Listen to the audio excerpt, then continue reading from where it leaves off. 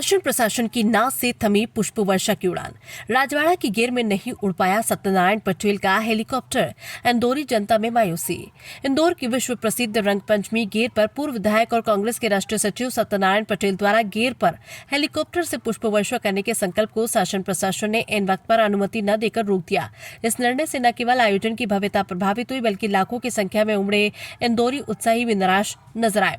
शासन और प्रशासन के फैसले पर उठे सवाल। सत्यनारायण पटेल ने प्रशासन के इस कदम को राजनीति से प्रेरित और मनमाना करार दिया। उन्होंने कहा कि प्रयागराज में कुंभ के दौरान 15 दिनों तक लगातार हेलीकॉप्टर से पुष्प वर्षा की गई और यात्रा निकाली गई। इसके अलावा इंदौर के बड़ा गणपति मंदिर से निकली यात्रा पर भी पुष्प वर्षा का आयोजन हुआ।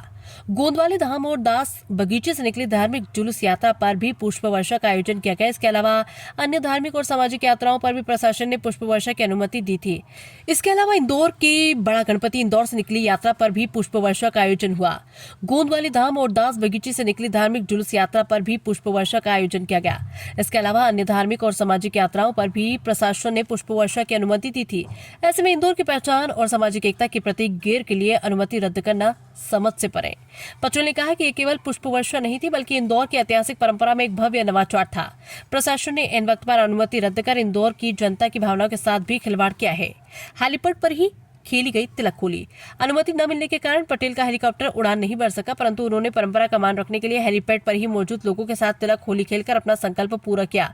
उन्होंने गांधीवादी तरीके से प्रशासन के सख्त रुख का विरोध करने की बात कही। उन्होंने उम्मीद जताई है कि आने वाले वर्ष की गेर में शासन और प्रशासन हमें पुष्प वर्षा की अनुमति देगा, ऐसी उम्मीद है।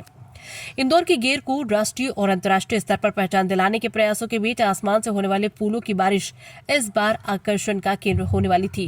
प्रशासन के इस प्रतिबंध ने उत्सव के रंग में थोड़ी भंग डाल दी, जिससे जनता के बीच सरकार और प्रशासन के प्रति नाराजगी देखी गई।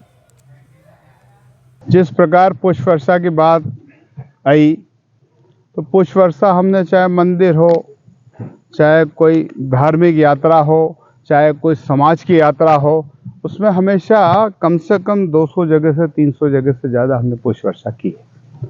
अभी हाल में हमारे बड़ा गणपति पे एक धार्मिक जुलूस निकला था, गोंडवाले धाम में की 2-1 महीने पहले, और हमने इस बार सोचा कि भाई कम से कम इंदौर की रंग पंचमी राष्ट्रीय और अंतर्राष्ट्रीय लेवल पर एक भारत की सांस्कृतिक और मालवा की और इंदौर की धरोहर है, तो उसमें हमने कहा कि इस महायज्ञ में हम मिलकर पुष्प वर्षा करें और गुलाल वर्षा करें। इस बात का हमने जिला प्रशासन से आवेदन निवेदन किया, लेकिन जब प्रशासन ने इस बात के लिए कह दिया कि भीड़ का कारण भी है और ये अन्य कारण हैं, जो भी सरकार और प्रशासन ने जो फैसला लिया, हम गांधीवादी लोग हैं, हम उनका स्वागत करते हैं।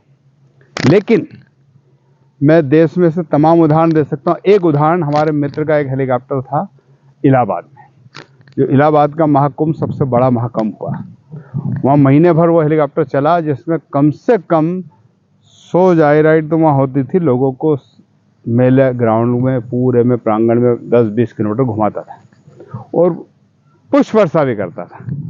तो वहाँ कोई कारण नहीं बना, तो मुझे समझ में नहीं आया कि इंदौर की भारत की और इंदौर की हमारी संस्कृति, सर्वधर्म एकता की संस्कृति जो कि इंदौर में और मालवा में, जो रंगपंचमी देश में और अंतर्राष्ट्रीय लेवल पे ख्याति प्राप्त है, वहाँ पर क्यों मना किया गया। और हमको ये निवेदन, ये प्रशासन ने ये बोला कि भाई हम कोशिश करेंगे अगले साल आपको दे दें। तो मैं उनसे निवेदन करता हूँ कि इसी साल से मैं आवेदन कर रहा हूँ कि अगले साल जरूर दें, कि हम कम से कम उसके इतिहास के साक्षी बने। यही निवेदन है।